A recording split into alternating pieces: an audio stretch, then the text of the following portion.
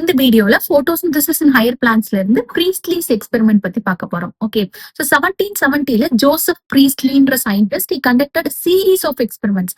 ஒரு கிரீன் பிளான்ட்டோட growthல ஏரோட எசென்ஷியல் ரோல் என்ன அப்படின்னு கண்டுபிடிக்கிறதுக்கு நிறைய எக்ஸ்பெரிமெண்ட்ஸ் கண்டக்ட் பண்ணாரு, which led to the discovery of oxygen. Okay, so 1770ல பிரீஸ்ட்லி என்ன அப்சர்வ் பண்றாருன்னா, ஒரு க்ளோஸ்டு பெல் ஜார் எடுத்துக்கிறாரு. அதுல வந்து பர்னிங் கேண்டில வைக்கும் போது அந்த கேண்டில் கொஞ்ச நேரத்துல அணைஞ்சிருது. அதே மாதிரி ஒரு க்ளோஸ்டு பெல் ஜார்ல மவுஸையும் வந்து விடும்போது அந்த மவுஸ் கொஞ்ச நேரத்துல அந்த க்ளோஸ்டு ஸ்பேஸ்ல சஃபகேட் ஆயிடுது. சோ இது மூலியமா அவர் என்ன கன்க்ளூட் பண்றாருன்னா, both the candle and the mouse somehow damage the air அப்படின்னு கன்க்ளூட் பண்றாரு. Okay, then he placed a mini plant. ஒரு மினி பிளான்ட் அதே same bell jar with the candle and the mouse இருக்கிற அந்த பெல் ஜார்ல ஒரு mini plant place பண்றாரு. So to his surprise இந்த மவுஸும் வந்து it stayed alive and also the burning candle it continued to burn.